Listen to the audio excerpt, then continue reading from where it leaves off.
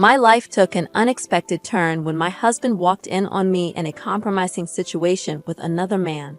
The aftermath of that moment was nothing short of catastrophic.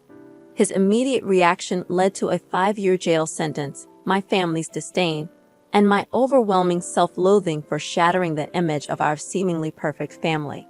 I often find myself lost in thoughts of regret, repeating the same self-condemning mantra late into the night, especially when the silence in my once happy home becomes too loud to bear. My children, who were once the center of our universe, are no longer here. My ex-husband despises me with every right to do so, and my immediate family is torn apart.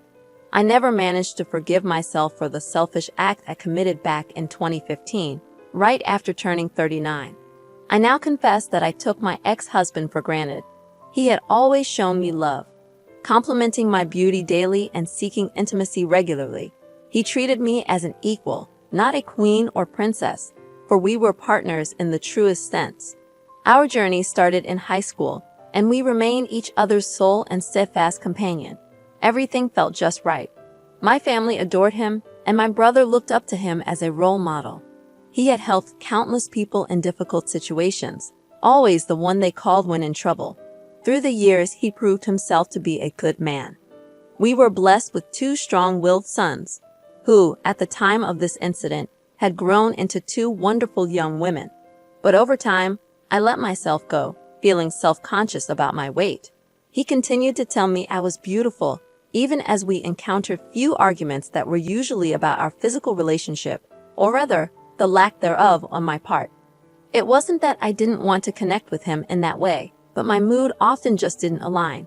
He understood, and we communicated openly about our desires. However, when I turned 39, my birthday party revealed a new version of myself. I had spent an entire year at the gym, practicing yoga and Pilates, and had managed to transform my body from 180 to 135 pounds. It was a remarkable achievement, especially for someone who had always been a bit heavier. My ex-husband also began his fitness journey, shedding pounds and tumming his body, going from 260 to 225. His desire for me only intensified, and he couldn't keep his hands off me. We went on dates, danced, and took regular walks. He continued to be a supportive partner around the house, and his eyes always conveyed his love and longing for me. It was incredible to think that even after 2 decades together, he still looked at me with such desire, something any woman would cherish. But despite all this, for reasons I couldn't explain, I still found myself unable to reciprocate his affection during that time. I initially attributed my decreased sexual desire to early menopause. Our physical intimacy had dwindled to about 3 times a month, and I was usually a one-and-done kind of person. In contrast, my husband's desire for more was unrelenting. He even suggested couple counseling as a solution, but I stubbornly declined, allowing my selfishness to cloud my judgment. The turning point arrived when a new manager joined my office a few days after my birthday. He was a bit younger and undeniably handsome, and for some inexplicable reason, he developed an interest in me. I initially brushed off his advances, but as time passed, my indifference transformed into casual conversation. Eventually, he started flirting, and I revealed my wedding ring. Yet, after 2 months of constant flirting, I found myself reciprocating, sharing details of my life with him, and, to my dismay, thinking about him more and more. In hindsight, I realized it was the beginning of an emotional affair, but at the time, I was caught in a whirlwind of emotions. My husband began to sense that something was amiss. We had a heated argument about it, which, in my mind, began when he tried to kiss me. I unintentionally made a disgusted face, not directed at him but rather at the thoughts of this other man who occupied my mind. A week after that incident, I decided to meet the new manager at a cafe with the intention of telling him to stay away, that I couldn't continue this. However, before I could utter a word, he kissed me, and my thoughts went blank. That marked the commencement of our 6-month affair. During this time, I found myself doing things with this man that my ex-husband had longed for. I was more eager, more willing, and constantly in the mood. It felt like a new and exciting experience, and as a result, my intimacy with my husband suffered. Although we did have occasional encounters, my behavior toward him grew increasingly critical and belittling, and I'm filled with shame when I reflect on how I treated him during that period. It wasn't until my brother came to visit and revealed that my ex-husband had confided in him about his deepening depression and thoughts of separation that I snapped out of it. He believed that I no longer loved him and that he was falling out of love with me. This revelation jolted me back to reality. I immediately ended the affair, resigned from my job, and resolved to make my husband feel loved and wanted again.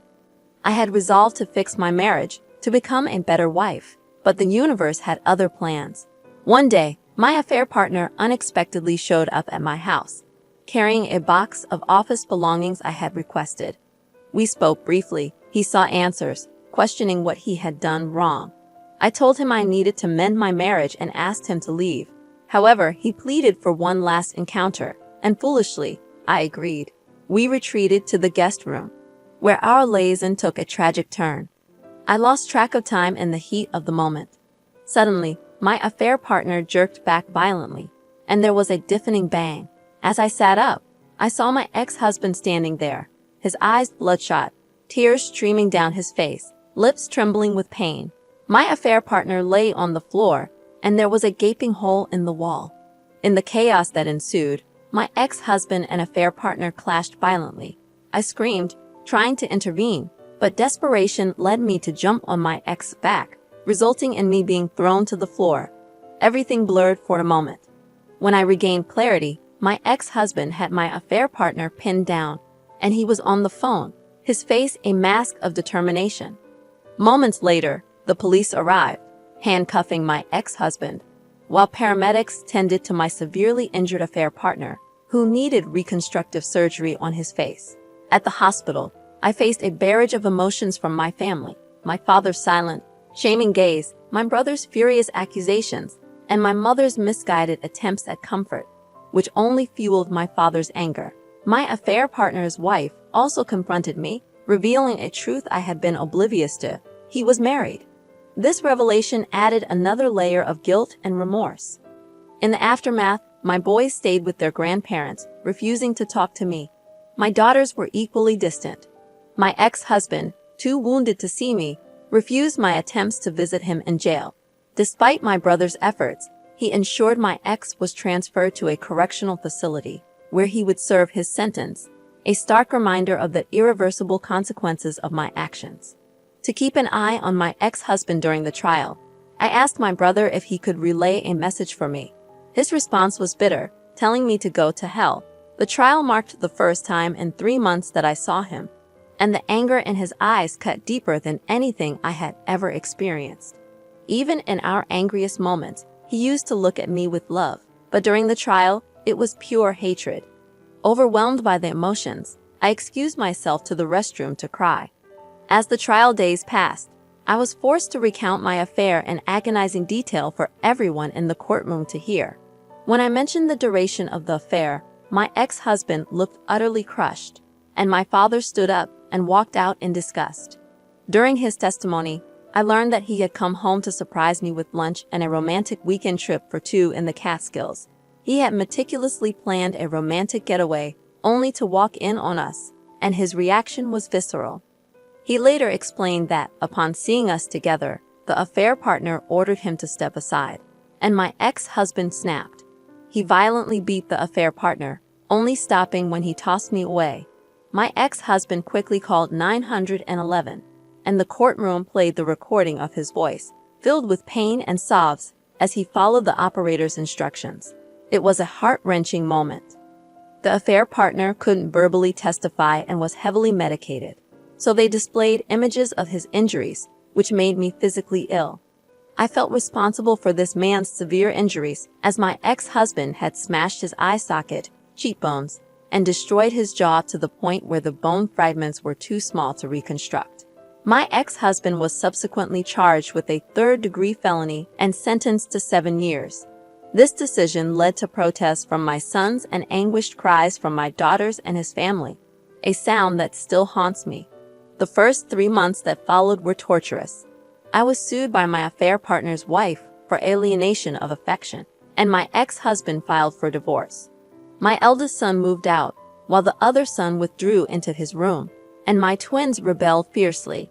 My former sister-in-laws physically attacked me in a store, and my ex-husband's mother spat in my face when I tried to apologize to her. My father and brother refused to speak to me, and even my lifelong friends were divided over the situation. I eventually had to find a new job since there was no money coming in, and I had almost depleted our savings. I was essentially blacklisted in my field due to the negative publicity surrounding the trial, so I resorted to working in retail and took on a seasonal position as an H&R Block adjuster during the tax rush. I came perilously close to losing our home, and my ex-husband refused to allow me to visit him. Every letter I sent was returned unopened, and crying in the shower became almost a daily ritual. My parents' marriage was strained as my mother persistently defended me, while my brother continued to ignore my existence. It was a bleak time, and even my lifelong friendships began to crumble. Dark thoughts of ending everything began to creep into my mind, contemplating a way out of the unbearable pain. I carried the weight of guilt on my shoulders, watching my belongings disappear as I drifted into isolation. The burden became too much to bear, eventually leading me to seek help from a therapist. She didn't mince words. She scolded me, telling me that I had grown complacent in my relationship with my ex-husband. I hadn't seen him as a husband, but more like a friend with benefits, and I had treated him as such. She was right. I had taken him for granted. Nearly a year had passed, a year of silence from my children. When I cooked dinner, they would quietly collect their food and retreat to their rooms, refusing to even glance in my direction. I had my share of meltdowns, begging them to speak to me, but it was met with silence. My brother got married, and I wasn't invited, though my kids were. I continued trying to visit my ex-husband, hoping he would add me to the visitor list, but I was consistently denied access. My letters remained unanswered, plunging me further into depression. Then, out of the blue, my brother showed up at my house. It was the first time he had visited since the trial, and he was clearly unhappy.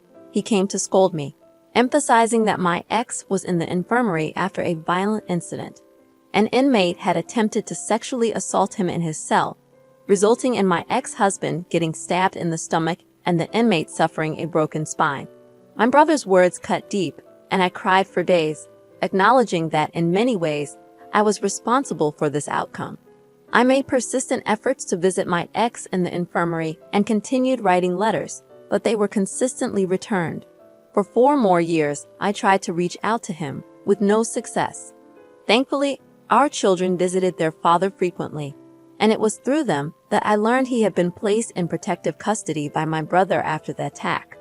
Over the years, my eldest attended the same college as my ex-husband and pursued the same major, but he only maintained contact with his siblings. He had no desire to speak to me or visit our house during the holidays, choosing instead to spend time with his grandparents. My other son followed a similar path, going to the same college and refusing to contact me.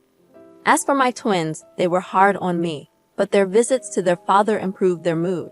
Whenever they became excessively rebellious, their uncles stepped in to set them straight. My brother and I still hardly spoke, despite my attempts to reach out. I even tried to visit his wife when they had their first child, but I was asked to leave. My mother continued to keep me informed about the happenings in their lives, while my father maintained his refusal to acknowledge me. Then, at the beginning of May this year, my children returned home, seemingly happy, a rare sight that brought a glimmer of hope. I didn't understand why, and at that point, I didn't even care. My children were back home for 4 months, and I did everything in my power to show them how sorry I was. Although I was mostly ignored, they were talking to me, and those conversations brought immense joy.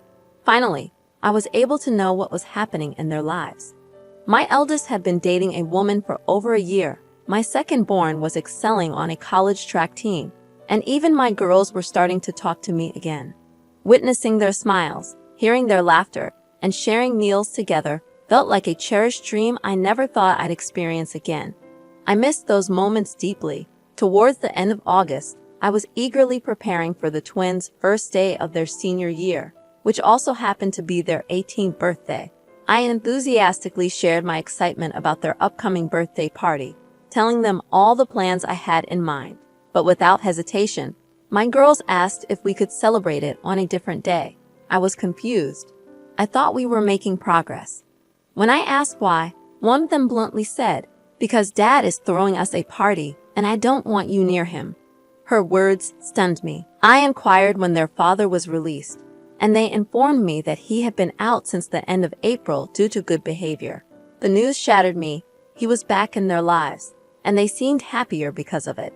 It wasn't our healing they were enjoying. It was having him back. I asked where he was staying, and they revealed he was living with my brother. Driven by desperation, I tried reaching out. I attempted to call him, went to his place holding all the letters he had returned throughout the years, and glimpsed him briefly through the door crack. I cried out his name, but my brother promptly asked me to leave. I handed him the letters and departed. As I reached the driveway, I heard his voice and turned around, only to be met with his cold rejection. He handed back my letters, emphasizing, "You forgot this." My pleas fell on deaf ears as he walked away. My children, witnessing the scene, stared at me, their eyes void of love. In that moment, I realized that my children were merely tolerating me. Despite the overwhelming odds, I still clung to a sliver of hope.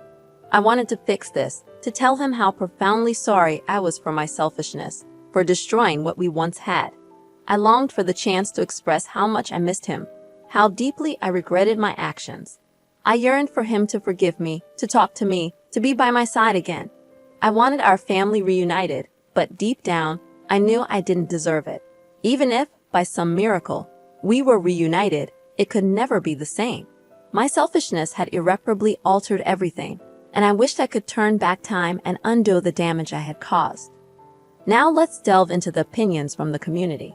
Opinion number 1 expressed deep sympathy for your ex-husband, highlighting how your own account revealed emotional abuse and dismissive behavior toward a man who always made you feel loved and desired. This person emphasized the importance of surrounding yourself with friends who hold you accountable for your actions, rather than those who condone your behavior. They advise you to work on yourself and seek therapy to move forward. Opinion number 2 offered a stark perspective, suggesting that it might be best for you to stop trying to reconnect with your past family, as your attempts could be perceived as harassment. The advice was to acknowledge the irreparable damage and respect the boundaries set by your ex-husband and children. Opinion number 3 emphasized the gravity of the situation, pointing out that your children cut ties with you due to the severity of the events. They stressed the need to respect your ex-husband's choice to distance himself and advised you to focus on moving forward, improving your relationship with your children, and being realistic about the future. This opinion emphasized the importance of accepting the situation rather than holding on to unrealistic dreams. As for the viewers, they were encouraged to share their thoughts, subscribe, and like the video to support the channel. The overall sentiment expressed was one of understanding the tragedy of your situation, but urging you to accept the reality and move forward for the sake of your own well-being.